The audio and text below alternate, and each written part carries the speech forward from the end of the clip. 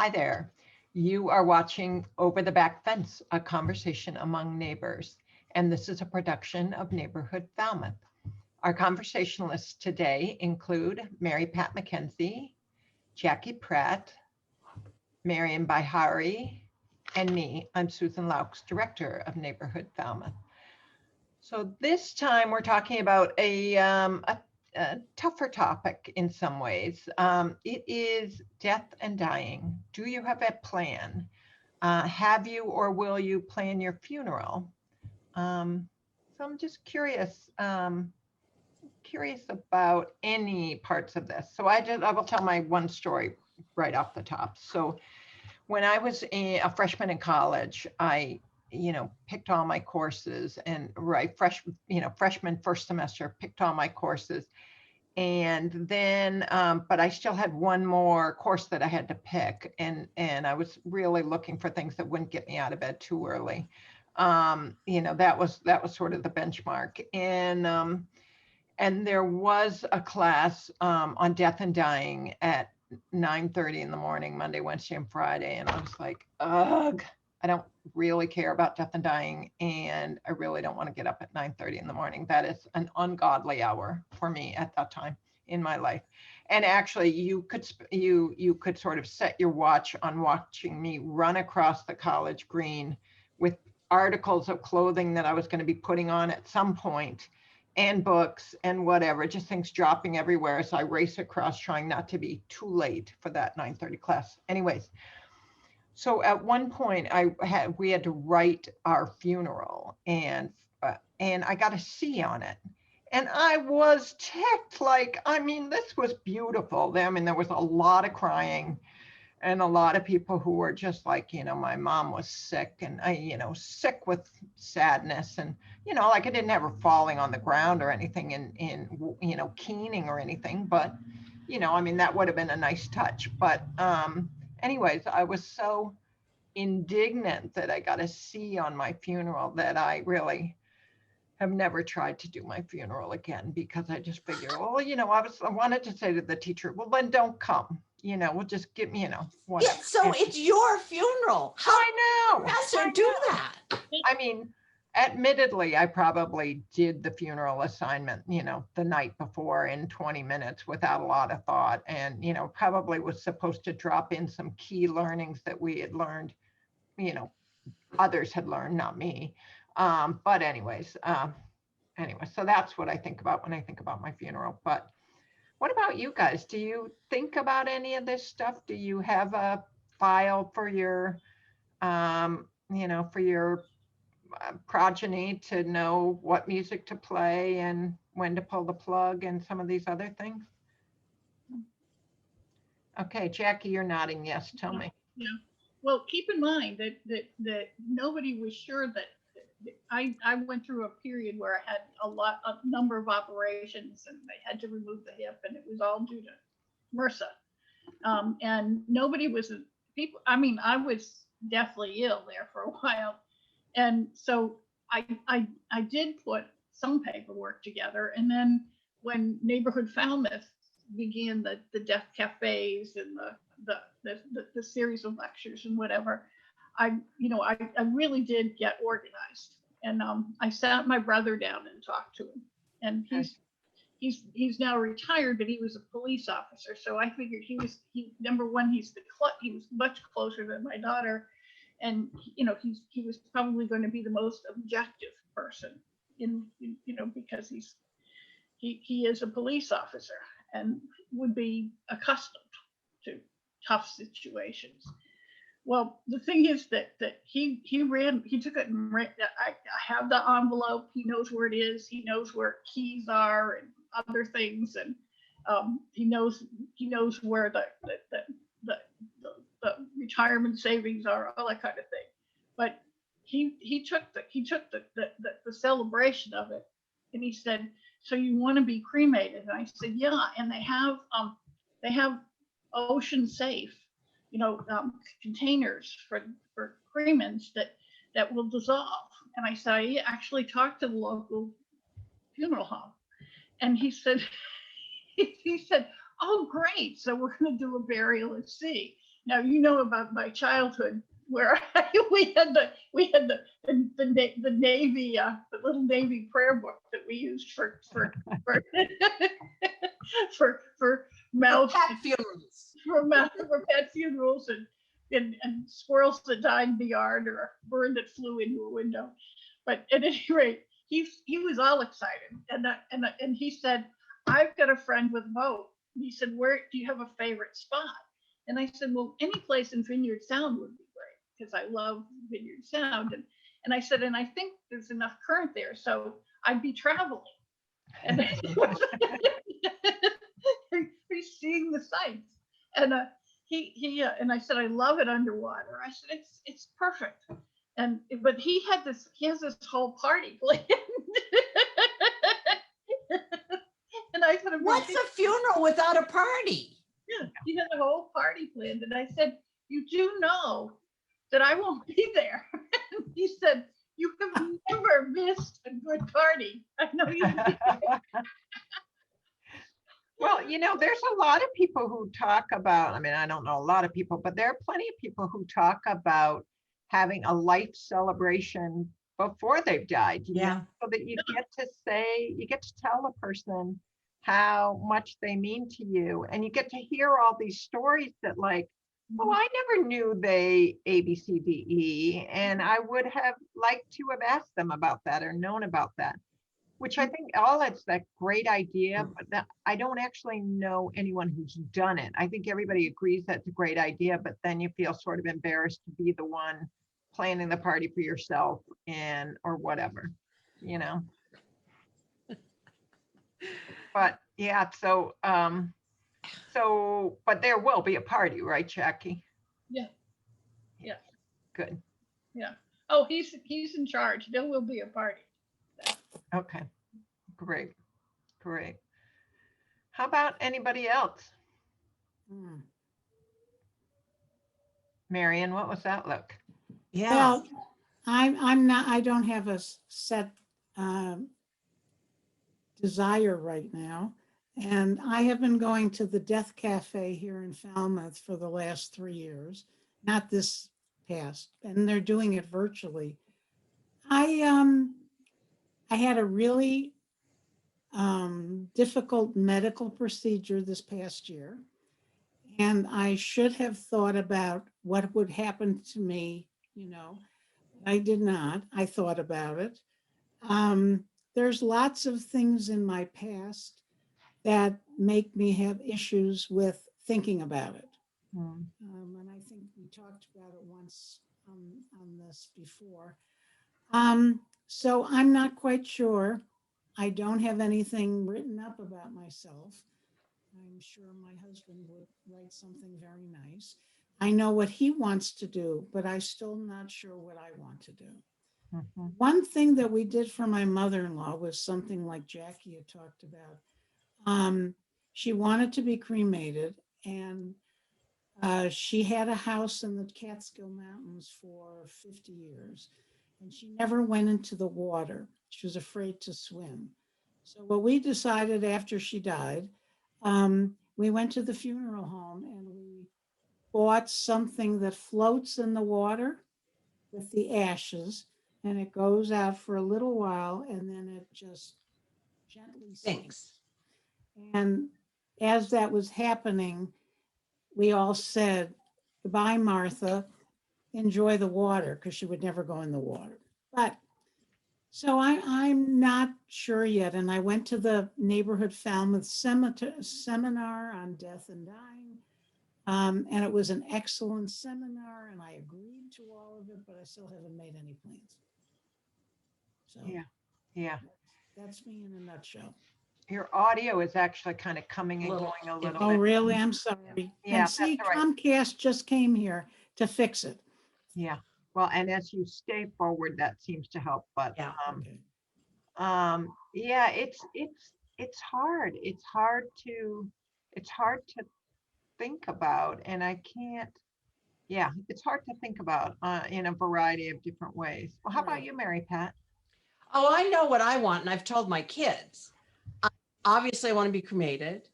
And I want to be buried. I want them to scatter my ashes in the Bredor Lakes in Cape Breton in front of the house. And, I'm happy to be fish food. And Donald wants to go in a sand trap in a golf course in Cape Breton. So that's a little trickier. I told him I figured I could sneak part of his ashes into the sand trap at one of the golf courses in Bermuda that I know side access to. And we've talked about actually like saving a little bit of the ashes and mingling them together. And then he'd have to go in the Bredor Lakes with me would be the issue. And I would like, if there was and I would like some kind of service out in whatever rowboat they're in. And I have a younger cousin who is a former Jesuit, and Teddy could handle that just fine. And a party.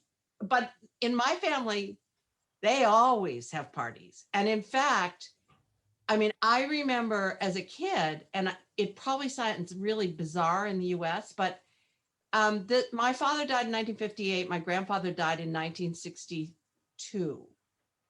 And my grandmother still lived in a big old house, and they were waked at home. The 3D wake was in the living room.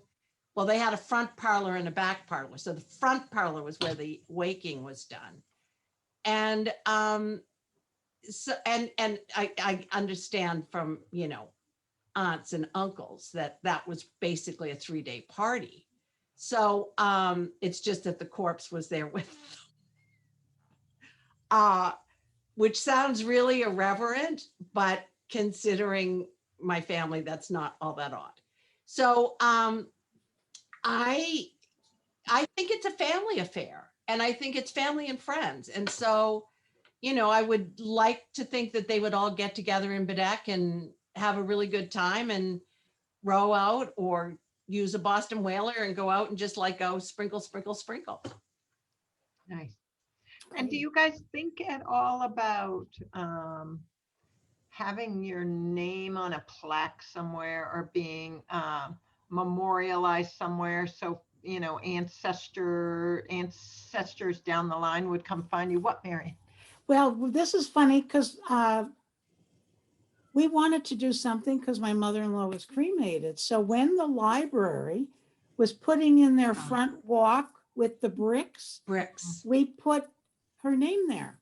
Mhm. And when I go to the library, I always look and I go, hello, Martha. Because there isn't any really a place that, we could say that we have her, but so we did that. Nice. That's a great thing. In New Jersey, in our church in New Jersey, we built a labyrinth, and that was labyrinth stones, the path leading into the labyrinth. You could buy a stone and have somebody's name on it, or even their dates on it. Right. And I think that's lovely because people see it. They walk over it, they see it, Right. enjoy it. Hmm. It's a link that Right. keeps them with you. Yeah. I think the way that I use public transportation, I'd like to be a bus bench with a plaque. That's perfect, Jackie. That would be great. I think it would be payback. Nice. But Well, just when put that we're in your talking, file.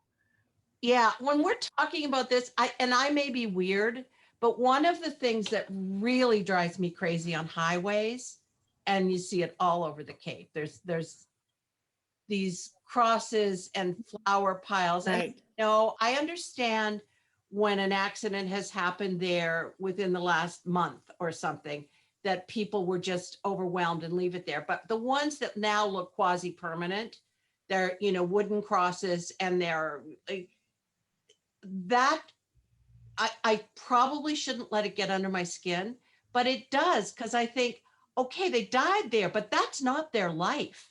That's not who that person was. Hmm. Why? It's like, it's maudlin, and we don't put plaques over hospital beds where somebody died. Hmm. We, like leave flowers at the front door of a hospital. So why are we doing this on our roadsides where that is just like the last and worst moment of a person's life? Mm. It makes me crazy. There are a couple outside of Falmouth that it's like all I can do not to stop the car and dismantle everything. It's funny, that it doesn't bother me at all. And actually sometimes it does make me think about, oh, wow, there was a life there and there was a life lost there. Mhm. And so it does make me think, and sometimes it makes me think, pay attention to your driving because, Oh, well. you Yeah. should, you don't want to end up like this somewhere. But yeah, it's funny because, there are certain things, that just bug me. And so I get it. That isn't one of them. But yeah, interesting. I think that a lot of the memorial crosses that have gone up have been kids. And I watched my own daughter. We had a youngster here in town who was 16 who was driving and died. And it was Max was 13 or 14 at the time, and she and all her friends, his funeral was going to be at St. Patrick's, and we lived on King Street, so we had the sleepover, and this was the first death that most of those kids had, and they had like no outlet for, and to be honest, God bless St. Patrick's, but they weren't real touchy-feely about the kids, and the kids were trying to put flowers wrapped in cellophane on the coffin, and they told them no. Oh no. my God. That is like a no in the Catholic Church. Why is that? Well, It's very controlled. There is nothing like that in the Catholic Church. well, the thing is that the priest said, this is a brand new cloth. I don't want it messed up. No, and you're not allowed to have like a certain, I mean, the flowers for the altar are the flowers for the altar and then something in front and nothing else. It is really controlled and really, I never thought of kids wondering about it, but anybody who has gone to Catholic funerals, you never see that. You just don't. Unheard of. Yeah, but I do know that they really needed some kind of an outlet, and and they decided that they were going to go throw flowers in his favorite spot, in the Heights Beach, and That makes sense. Nice. Yeah. Nice. But they didn't erect something where he died. no, they did not. But there was stuff that was erected where he died, and I bet there still is. I would bet there are probably some kiddos who still stop by there. Yeah. What's tough is in Falmouth, our kids grew up pretty well here. And honestly, I think every year, I don't even remember when they were, and there's 10 years between my oldest son and my youngest son. I don't remember a Thanksgiving time period that there wasn't a kid from Falmouth High School killed. I don't remember that you never went 2 years without a death. Wow. Wow. Yeah. Bull Road or Thomas B. Landers Road, I can tell you. Right. Yeah. I remember that. And the turn on Sippawisset out by Woodneck Beach. Oh, yeah. Really sad. Yeah. Yeah. Yeah. So this has been making me think. I actually don't have any kind of funeral plan. We did the at the one of the neighborhood Falmouth fundraisers, we got, I bid on and won, time with a lawyer to do our various documents. And I'm not sure those are anywhere that anyone could find them, but so I got to get better about that. Can't stop now, but that would be my MO, which is get 7/8 of the way to the finish line and then like, I'm bored of this project, what do we have now? But I haven't thought about any kind of funeral stuff before. I mean, I guess I think for sure cremation, and kind of whatever, I mean, I don't imagine anybody, I don't know, it feels like my family's getting smaller, not bigger in some ways. And I don't see anybody needing to have a party or anything like that. I mean, if a couple of people want to go for lunch or something, ever, I don't know. I mean, I don't mean that in a, in a self, poor me kind of thing, but I just don't see anybody really, you know, being that deeply affected. So, we all just come in, too bad. You know, whatever. So, yeah, I don't know, but it probably does make sense to put, something in a file, because I'm sure that, my son, I mean, and of course, you don't know who's, my son is 18 now, so he would absolutely not have a clue about what to do, where to look, blah, blah, blah. But, God willing, 20 or 30 years from now, we would all be in a different situation. So what were you going to say, Marion? I was going to ask you if you have a will. A will, I do. We do. Yeah. Yeah, that's sort of that's part of all of that stuff. But right. then, another part of it is you got to check on it every 4 or 5 years. Yes. Got to, yes. all the people that You you have to lined up update it, to be your correct. healthcare proxy and all that stuff. You got to remind them, and you've got to, or if they've, flown the, Or they've died. That died happened to or us. flown the They sand made a will. or something, then you got to Yeah. move on to somebody else. And it's funny, because we, as part of, figuring out some of this stuff, I came to parenthood late. And so, as did most of my siblings. And so, right now we're figuring it out, but the people that we're kind of putting in charge of this are either our siblings who, 20 or 30 years from now are not going to need this responsibility, or Correct. kids who are now 18 or 19, and it's like, I can't imagine saddling them. Hi, as soon as you're done with your semester, would you be my, healthcare proxy? So, all of that stuff, it's just, with the age gap right now is wacky. So anyway. It does feel like, I mean, when we go to these like workshops and stuff, what we're not reminding ourselves of is consider that it's a 5-year plan. Right. This plan right now, this will right now is good for the next 5 years, probably. Right. And 5 years later, whether you do it on your 75th, your 80th, 85th, 90th birthday or whatever, but because the generations change in age and ability to be responsible. Mhm. And then the other thing that I think is really important, and I carry it in my car, but I don't know whether other people do. I am mom's healthcare proxy. So I keep a copy of that document in my glove compartment. That's great. Also, I feel like I should have a DNR for myself in the glove compartment. Mhm. Then, if something happens on a roadside, they're going to open the glove compartment to look and see who you are and check the registration of the car. So it feels like we should have something there with your car registration. That's really, That's a great idea. that's really, really smart. And it reminds me that one of the things that we at Neighborhood Falmouth have been doing has, we're asking new members now, do you have a healthcare proxy? Do you have a living will? And we're not invested in, who that person is. I mean, it doesn't matter. But one of the things is kind of like what I was saying a second ago. If you've made these choices, but you haven't let your doctor know and you haven't let the hospital Right. know, Right.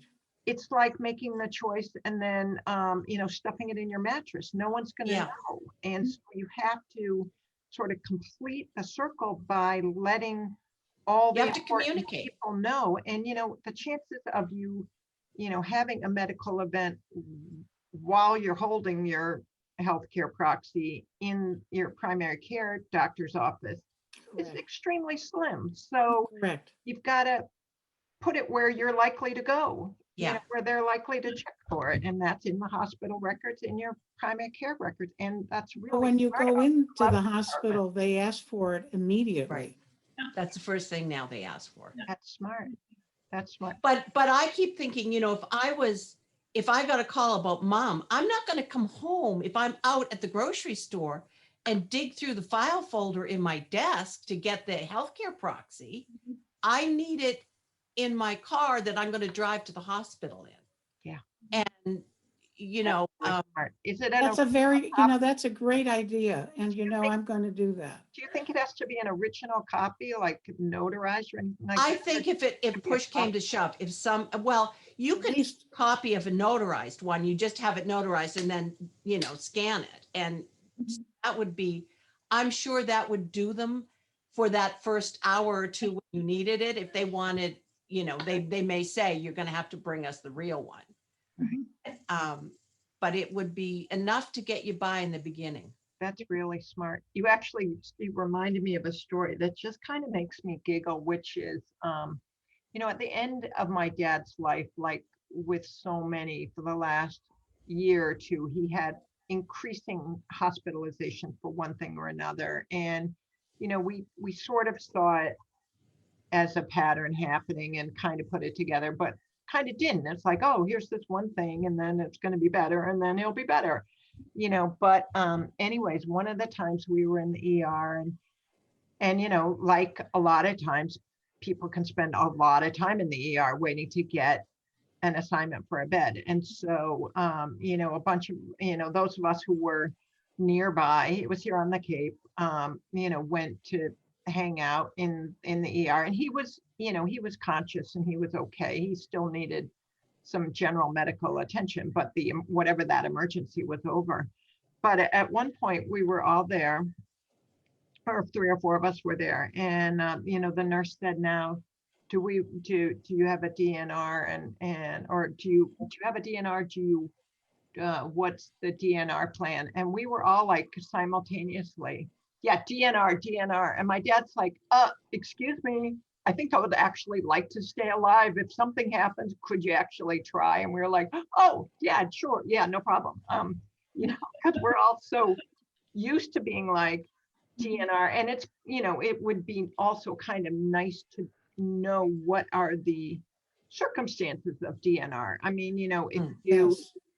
fall off the bed and smash your face on the floor, does DNR mean like, yep, he's gone, and just kick him under the bed or something? Or does that mean, or do you say, no, that's not DNR, we'll pick him up? Well, you know what I mean? Like, where's the dividing line? And I think we were never really clear on that, but anyway. I think medical staff in hospitals is clear on that. Yeah, oh, for sure they are. They probably understand when DNR kicks in. Yeah, for sure. Yeah. But it was so funny because we were all just like, because how many times have we all talked about, but yeah, if I can't be saved, like no extraordinary means to save me. But we were just like, yeah, sure, DNR. And he's like, excuse me, I would like you to try and save me, please. Like, sorry. I have a thing on my refrigerator that Yeah. the senior center and elder service wanted me to have, and The file of life. file of Yeah, the life. file Yeah, of we life. give those out. Yep.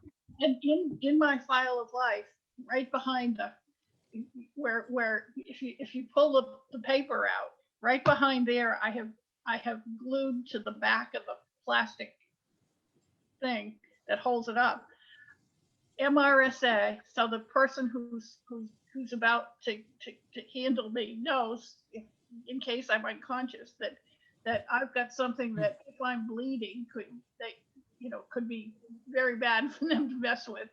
And if and I have on there, no heroic, in big red letters, no heroic measures, please. That's so smart, Jackie. Yeah. Yeah, and I keep it there, and I think that having been listening to people, I may take the living will and tape it to the back of it or something, or put it next to it, and Right. just so that because I really the thing is, Max and I sort of discussed the whole DNR thing. And I said, Max, there are days when I'm firmly convinced that if I had a broken arm, you'd say, don't resuscitate her. I think Falmouth Hospital would work on you a little longer than that. Yeah, I think so too.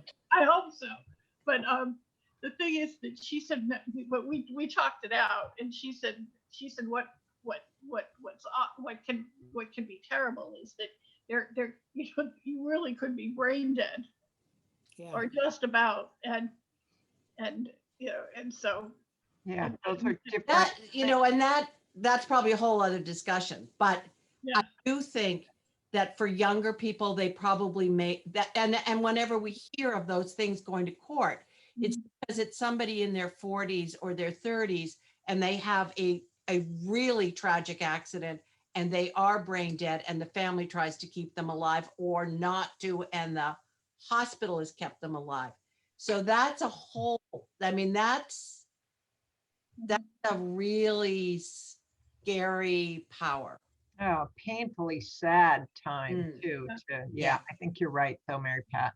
I think you're and right. and Matt, it was her suggestion. She said, if you're not comfortable with the whole idea of DNR, say no heroic measures. And she said, 'cause Oh. that's specific. And she's a medic person, so she would understand that that's a different category. So do you know what the difference is? The way They she, could, I don't know for sure, but I'm guessing it is do they zap you with the paddles to bring you right back? Or no heroic measures is, we're going to put you in the hospital and we're going to keep you there in the ICU, and you are basically, a machine is going to be operating for you. That's heroic. Yeah. This is tricky stuff.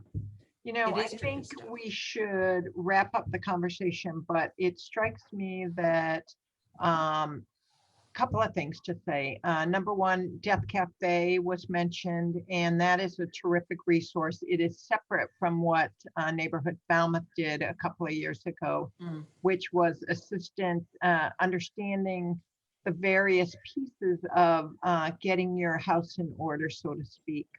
The other thing is that there is a lot of attention on this these days. So any of us who are conversationalists or anyone who happens to be watching, there are people around in our Falmouth community who can help you put together all the steps of this. And it doesn't have to be onerous. It can be a bit at a time, and every little bit helps. So, even call us at Neighborhood Falmouth and we can put you in touch with someone who can help you walk through some of these Excuse things. me. Because it's nice to be able to make decisions, at least make them once based on your current situation, and not have to have someone you love make decisions that they don't ever really know what your wishes were, and at a time when everybody's anxiety is really high and everybody's really upset, and Right. you do your family and your loved ones a favor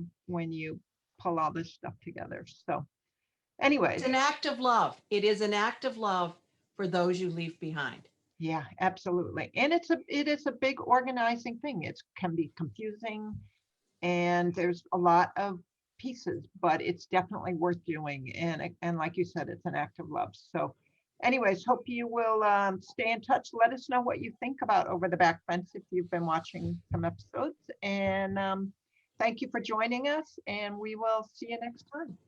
Bye.